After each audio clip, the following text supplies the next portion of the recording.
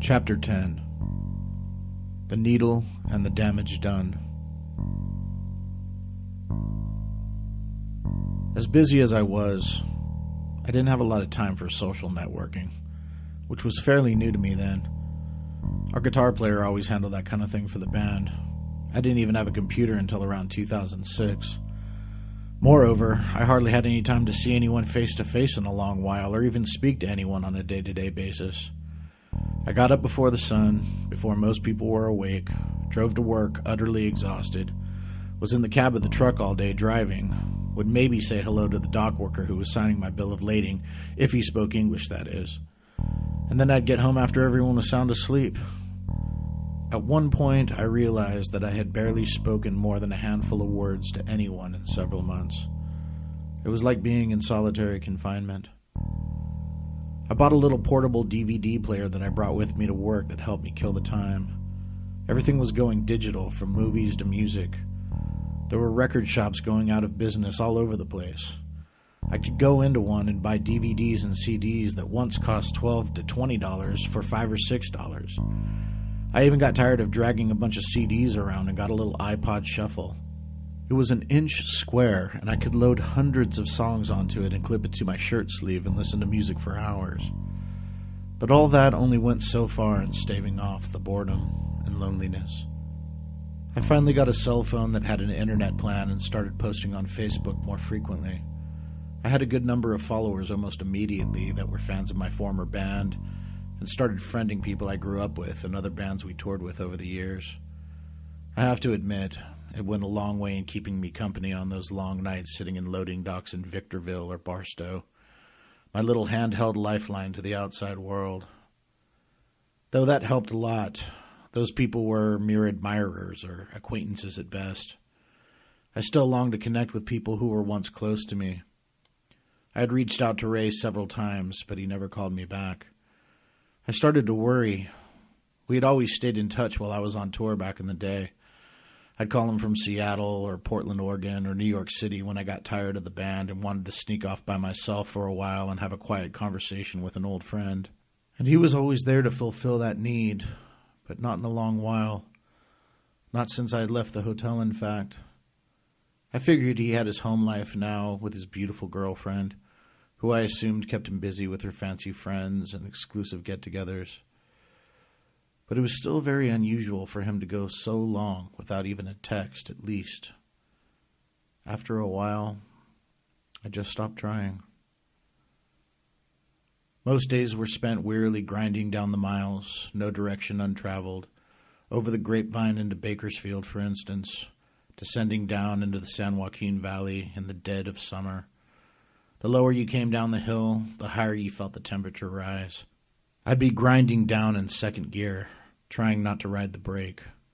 My tractor didn't have a Jake brake, which augmented the firing of the piston so the truck would slow itself down when on a declining grade. My bosses were too cheap to get it fixed, so I had to gear it down. The grade was so steep, the 5-gallon buckets of paint I was hauling would sometimes tip over, in spite of having a load locker and being shrink-wrapped to the pallets. I'd dock the trailer and open the roll-up door to see the paint spilled all over the floor, and hell would freeze over before the dock workers would help me clean it up. I'd have to restack and clean every single bucket, re-shrink-wrap them, get down on my hands and knees and sop up all the spilled paint in 100-degree weather. I'd be drenched in sweat and dizzy from the paint fumes. When the day was done, I'd head back home over the Grapevine, keeping my fingers crossed that there weren't any accidents or brush fires that would regularly shut down the road in both directions, leaving hundreds of motorists stranded on the mountain for hours on end sometimes. As I ascended from the valley, trailer empty and light, sky cooling as the sun set in the west, I'd put on my headphones and dial in a nice Edith Piaf song, and would take solace in knowing that I may very well be the only truck driver on that road, hell, on the entire North American continent, listening to Edith Piaf. I don't know. Somehow that gave me hope. I never knew where I was going until the day before my route was scheduled. I'd be getting in around midnight, and I'd get a call from Jody saying, Hey, so we got your route for tomorrow. Sorry, but it's an early call out. You got to start at 6 in the morning. I'm really sorry. They always had to say sorry because they knew that that kind of turnaround was not only brutal, but actually also illegal. They'd asked me to back up my logbook to make it seem to any John Q. Law that might inquire that I was getting the legally required hours of rest before taking out another load. I never got those hours. I'd roll my eyes and sigh, responding, "Okay, Jody, whatever you say," in a somber and defeated tone. I'd dock for the night and drive home in my new car. As much as I loved Juanita, it sure felt good to get behind the wheel of a nice new ride with a functioning air conditioner, power steering, quick pickup, electric windows and remote locks, a functioning CD player, all the modern amenities I could never afford to outfit the 51 with. But that comfortable ride made it hard to keep my eyes open after a long day of hard work. At least with the big rig or even with the Chevy, you were kept busy with clutching and shifting. But with the Scion, you just put it in gear and off you went. You didn't have to think about those things. The smooth hum of the road under my tires and the lack of any engine noise under the hood would lull me to sleep as I drove along. It was terrifying. I'd resort to the face smacking, the music up loud, the windows rolled down, but it would still be so hard to keep my eyes open still. I'd be dream driving for blocks, not remembering how I got from one intersection to the next. It was so bad, I woke up in my parking space at the carport, not remembering anything about how I got there. I lost it. I sat there weeping. I knew something had to change before I hurt or even killed myself or others. Some nights my sleep was so restless and my apnea so frequent, I'd get up in the middle of the night to have a shit and would fall asleep on the toilet. I remember waking up there and looking down on my fat belly. There was an ingrown hair on my stomach that somehow got infected and turned into a big pus-filled whitehead. I stared at it, sitting on the toilet, shit in the bowl I hardly remember taking because I probably fell asleep before it hit the water. I was completely and utterly disgusted with myself. I wept some more. I had so little time off, all I ever did with it was go grocery shopping, do laundry, and catch up on sleep. To let off a little steam, I started a writing project on Facebook for my fans, explaining why the band had broken up. There were many inquiries that had to be addressed, and I decided I would tell my side of the story in a 3-part blog that went about explaining what went down and why. It was the first time I had ever engaged my audience in this way, as most of my posts were just me bitching about work, interesting photographs that I found and screenshot, or quotes from my favorite writers and philosophers. The blogs were a big hit and got a lot of traffic. Comments poured in from all over the globe, people telling the rumors they heard, the urban myths that started cropping up around the scene. There was one in particular that really cracked me up, where I had died of a drug overdose. It was fascinating. Then one day, while sitting behind another Home Depot in San Bernardino, a notification came up on my phone for a comment on the blog from none other than one Miss Lourdes Malum. My heart leapt from its almost constant state of fatigue and boredom to a pitched, frantic excitement. I focused my tired eyes to read the comment. "Wow, what a story. I wondered what the hell happened to you. Now I know. Give us more, please. I'm completely intrigued." Before I could even like the comment, I got a friend request from her. I was ecstatic. I promptly accepted and messaged her right away. Holy fucking shit. Can't even begin to count how many times you've crossed my mind in the past few years, young lady.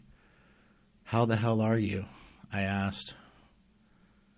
I saw that she looked at the message right away and started writing back.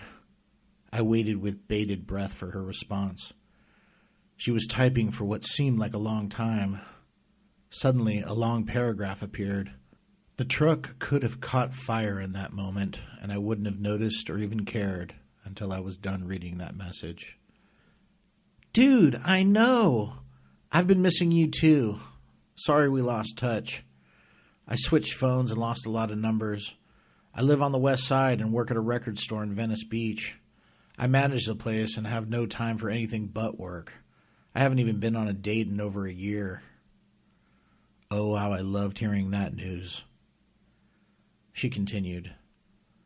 I was checking out your pictures. You have a lot more tattoos than you used to.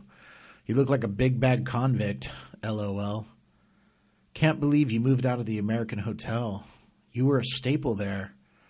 That was the last place we hung out together, if my memory serves me.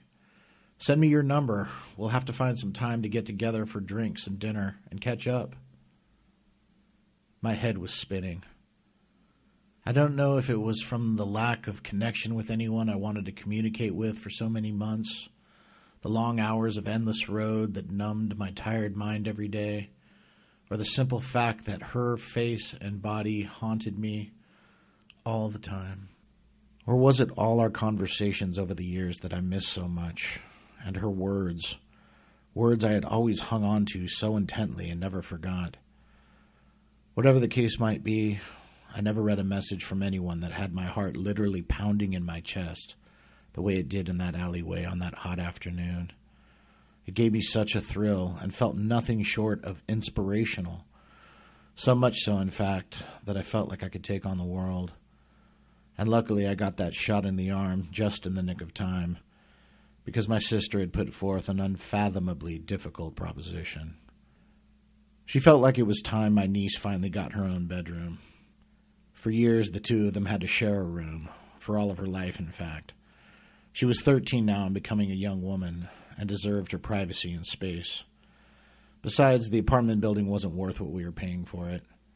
The amenities like the gym and the pool area were total shit. The gym equipment was shoddy and falling apart, and the pool and jacuzzi always had strange things floating in them like used rubbers and empty beer cans. Plus, there had been some car break-ins in the carport, and we couldn't afford to have anything stolen, or our windows shattered, or our ignitions busted. My sister went on another home hunt and found a 3-bedroom house at the west end of town. It was a lovely place, actually. It had well-manicured front and backyards, French doors that opened to the back patio with a nice new barbecue to cook on, a garage for the Chevy where I could set up a little boxing gym, and a nice lawn for Mona to run around on. And considering all that, it was a fair price, $2,200 a month plus utilities. Somehow, though mostly through the kindness of the owners who really seemed to like us, we were able to land the place. Now all I had to do was come up with close to $3,000 every month for my end of the bills, plus my car payment. When everything was paid at the end of the month, including food and gas, I was completely broke. I was quite literally living paycheck to paycheck. That meant no getting sick, no accidents or blowouts, no saving money. There was no money to save. I was skinned. But I wanted my niece to have her little room, feel safe and secure, and go to a good school with nice friends. That's what got me out of bed every morning. That's all that mattered. Other friends popped up on my social network, some of which I wish hadn't. Some of which I was trying to leave in my past where they belonged. While I still had a bit of a reckless streak in me, I was much more grounded now. I had family around me that I loved dearly, and I didn't want some of the knuckle-headed fucks I used to hang around disturbing our domestic tranquility. But lo and behold, one day while taking a lunch break, I got a friend request from Crow. His life hadn't changed much, still getting locked up on possession charges, still strung out as ever, getting out after a 6-month stretch, not reporting to his parole agent, absconding, on the run, hiding out on Skid Row, finally getting caught and thrown back in the clink, rinse and repeat, year in, year out. Somehow, though, the bastard elicited some kind of sympathy in me. I could see that he was a prisoner of his own jail, one wherein the only key lies that could free him, one, though inside him, was out of his reach, Had he been born into different circumstances, he could have accomplished it all. Career, family, finance, anything. He made me more conscious of the pitfalls all around us. How bad things could get if you let your selfish desires take control. I felt I needed that edge in my life in some capacity, and for that reason, plus the fact that I found him charming and enjoyed his company in spite of it all, I accepted his friend request and reached out. I was still very alone most of the time after all, and any company would be good company. He took a train out of Union Station in downtown, 2 stops south to Fullerton Station, where I met him for a hang. I could tell right away that he must have fixed in one of the bathrooms on the train. He had that glazed, sleepy-eyed, nodding look on his face. He greeted me with a big hug. He reeked of cigarettes and sweat, like he had been living in the street and hadn't bathed in a while. He was gaunt and pale. "Holy shit, Christian, good to see you, my man. Damn, bro, you're getting fat.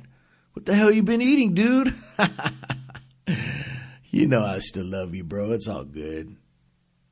I couldn't get mad at him. It was true. I must have put on a good 30 pounds since I had last seen him. I was as big as a house. We went across the street to my grandfather's favorite bar back in his day, the Continental, and had a couple drinks.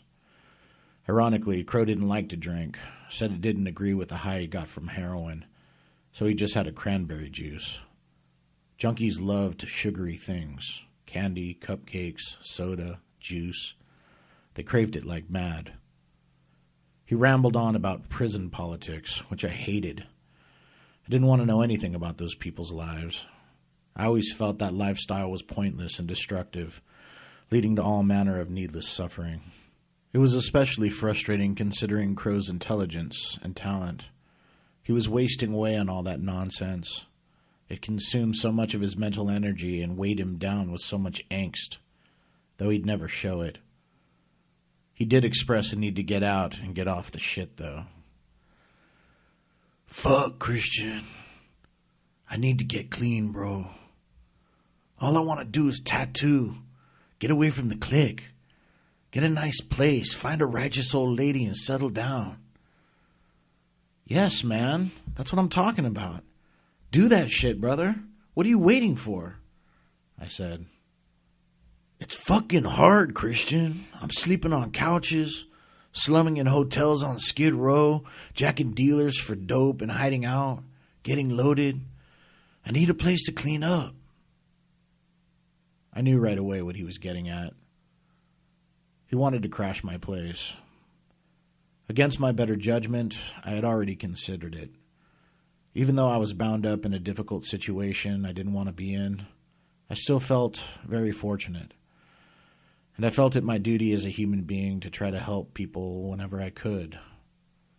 For all his faults, Crow was a sweet and kind person who loved kids and animals, and who had always had an open ear when I needed someone to talk to. And his talents were extraordinary, and I hated seeing them go to waste. So I made him a proposition. "Okay, amigo, here's the deal. You can crash in my garage, but you have to make a real effort to get clean. You could kick at my place, but you don't let my sister or my niece see that shit. Last time I was getting tattooed at the shop, I heard they were looking for a shop hand. I'll take you down there to see if you can get some hours. You can at least make some tips and have a little pocket money. But no shit around my family, bro, or I'll kick you to the curb quick. You can come to work with me during the day in the meantime and keep me company.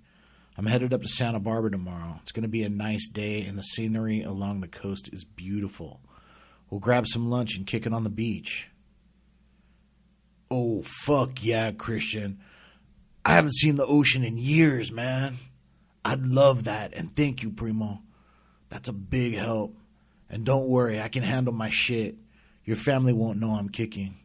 One thing I learned in prison is that you don't bust a gut while you kick. You have to man up and deal with that shit quietly. But I have to be honest, Christian. I still have a few bags on me, Holmes." I knew he did, of course. But I appreciated his honesty and trusted that he would try his best to keep everything under wraps. "I know, man. Finish up what you got and we'll start fresh from there. We shook on it. Do unto others, right? We went back to the house and got him set up.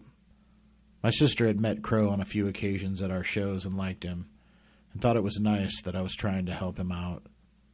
We had an extra twin mattress in the garage because I had gotten a new one for my bed. We tucked it behind the Chevy and set up a little electric heater and gave him some blankets to keep him warm, threw his funky clothes into the washing machine, fed him some dinner, and called it a night. I know, it wasn't the Hilton, but it was 1,000 times better than any of the Skid Row flea traps he was used to. The next day I got him up bright and early. You could tell that being up that early was not something he was used to. He looked like a wet cat climbing out of a cold pond. He went into the bathroom to have a shower. He was in there a long time. I knew why. He had to get straight and was probably sitting on my toilet shooting up. I banged on the door for him to hurry up. He came out looking fresh as a daisy. I was sure it was the first shower he had in a while. We stopped at a McDonald's for some coffee and sausage McMuffins. He scarfed them down with abandon. I always hated watching him eat.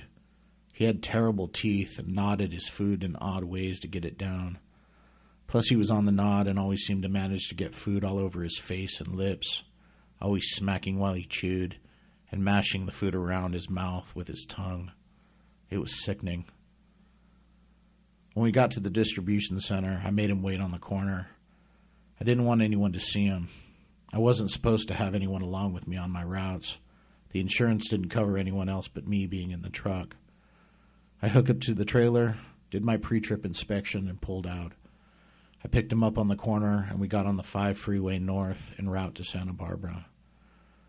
To avoid the way stations, I cut up through Moore Park. The last thing I needed was getting stopped at the scales with an ex-con, high on heroin no less. There were always highway patrol posted up at those scales, and if they spotted Crow nodding off in the passenger seat, they'd stop us in a heartbeat. Crow just looked too menacing. Cops eyeballed him everywhere we went. They were all too keen on what kind of career criminal he was on first sight. Besides, I never missed an opportunity to pass through the lovely orange groves and flower farms of Moore Park. It would be a more scenic trip for Crow going that way. It was true what he said about not having seen the ocean for years in spite of living less than 15 miles from the nearest beach. His whole life was downtown L.A., and not even the nice parts, the lowest, funkiest, deadliest, drug-infested parts.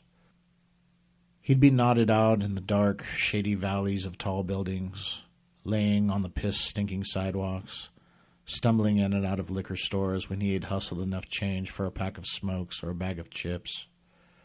Being out in the fresh open air would do him some good. Crow was very skillfully fixing in the passenger seat as we bounced on down the road. He never lost a drop. He didn't cook his dose. He just dropped some tar into a bottle cap, the big ones they use on a Mickey's Big Mouth, added a little water, then took the plunger side of the spike and smashed it down into a murky tar, drew it up into the needle, and slammed it home. "This is fucking awesome, Holmes. I can't wait to see the ocean, baby." He slurred, grinning and nodding in and out of consciousness. We rode through the fields and marshlands down to the Ventura Freeway.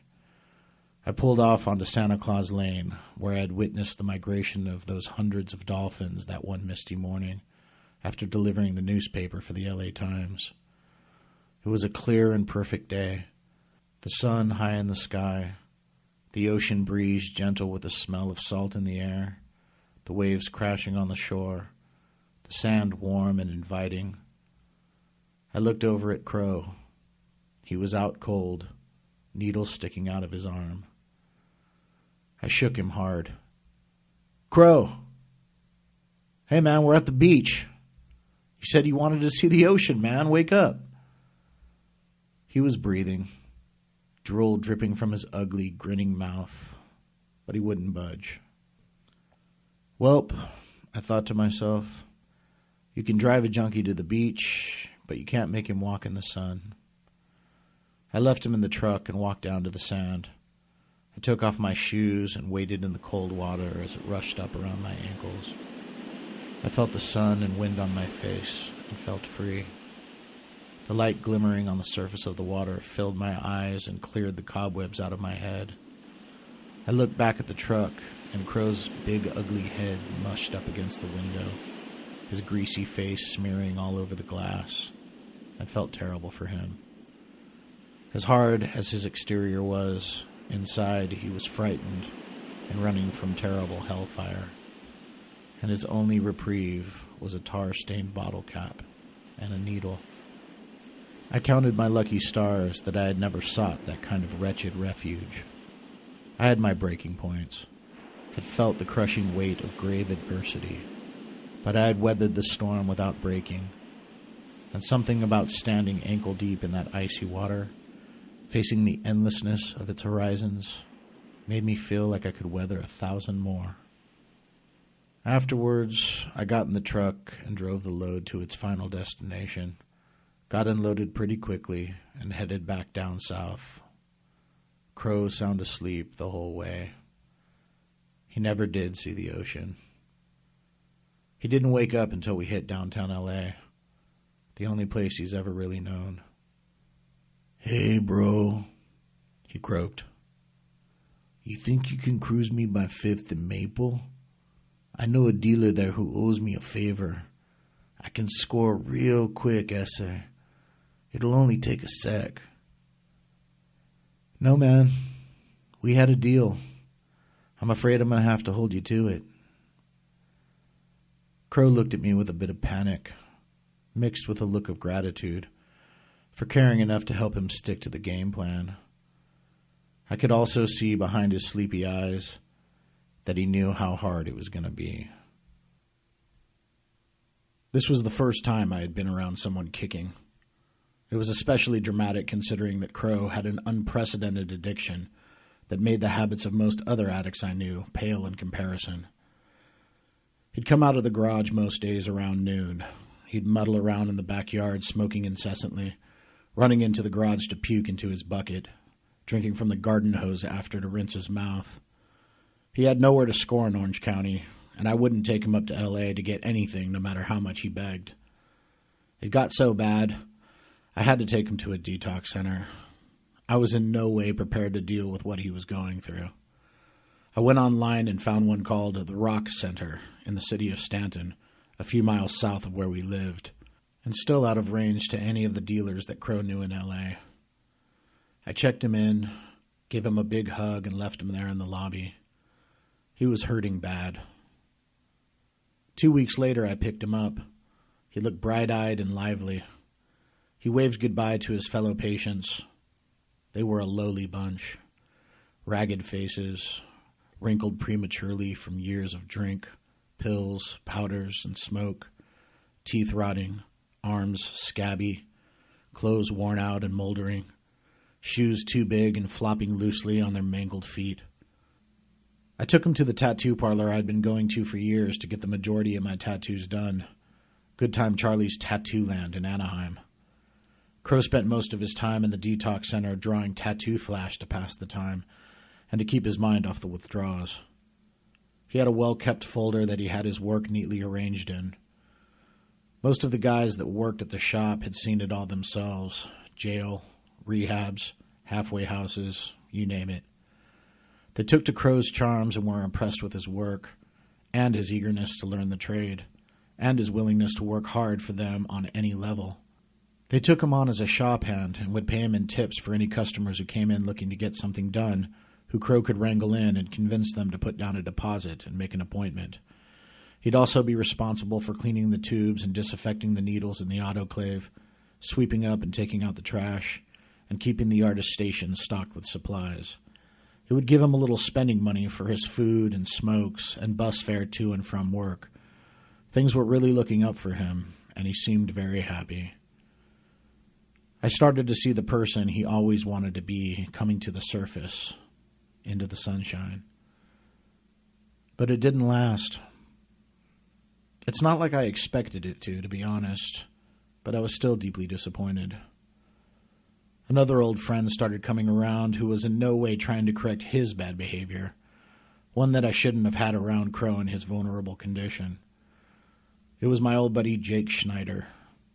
He was still living in L.A. and was still shooting up. Not just heroin, but speed and coke sometimes, too. He found me on Facebook and wanted to come hang out in Orange County and hit some punk shows at Linda's Doll Hut. He still loved going to shows and getting into fist fights and getting kicked out. Jake, Crow, and I were in my backyard barbecuing one afternoon and reminiscing about the bad old days and having some laughs. It got them all worked up, and they tried talking me into going to the Doll Hut after dinner to listen to some music and raise a little hell. I told them to go ahead without me. I had to work early in the morning and had no time or energy to lend to that kind of evening. When I went in the house to grab some plates for our food, I heard Jake and Crow in the backyard speaking in hushed tones and giggling. They crammed their food down their throats fast without even hardly chewing it. After they cleaned their plates, they grabbed their coats and ran out the door into Jake's car, laughing and hooting as they pulled off, music blasting from the open windows as they screeched down the street.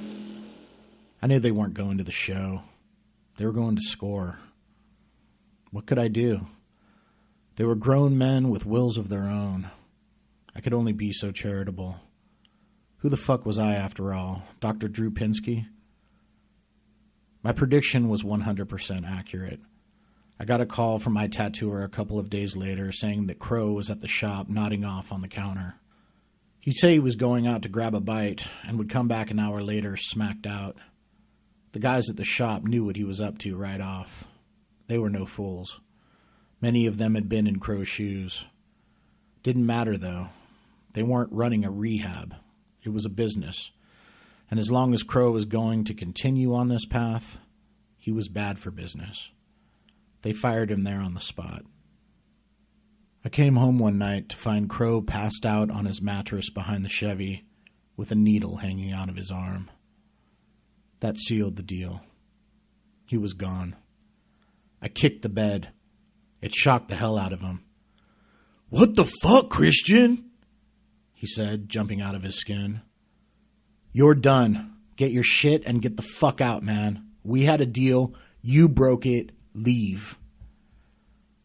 He didn't have to say anything. He knew he fucked up.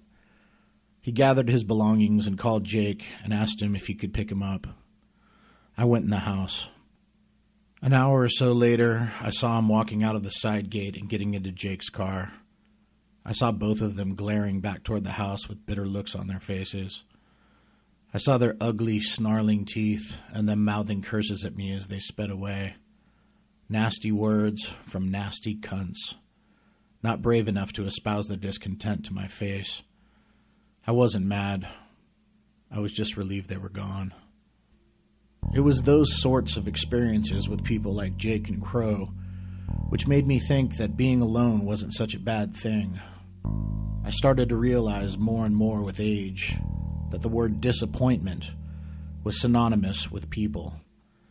In fact, I don't think one word can exist without relation to the other.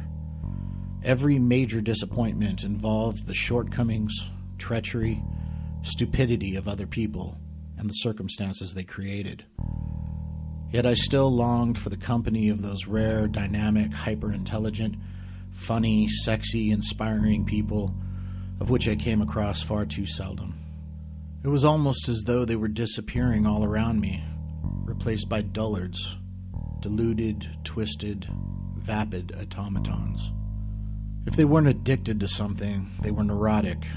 If they weren't neurotic, they were vicious cunts. Failing any of those, they were just plain boring. They all seemed to be following some kind of script. The junkie, the zealot, the blue-collar worker, the white-collar raider, the punk, the patriot, the slut, the loser, and in every case, following the same boring, predictable storylines, the same self-defeating behaviors. I looked around for originality, bravery, liveliness, decency, and found none of it. Maybe being a boxer had something to do with it. You see, in the ring, it isn't fight or flight. It was fight or fall. Kiss the canvas in defeat, or keep chucking your fists, heart and soul, until you crushed your opponent's face in. The way I saw it, you can either stick the needle in your arm and shoot yourself to Palookaville, or keep swinging for the fences. And why not die trying instead of trying to die? Death was inevitable after all, and death was forever. Life, while being the source of all the suffering you'd ever endure, was also a magnificent challenge. And the 5 feet in front of your face, the human interpersonal relationships, the work you left behind, the kind of lover you were, the beautiful women you made love to, the men you fought and defeated, obstacles you crushed, were all you really had. Why not do battle?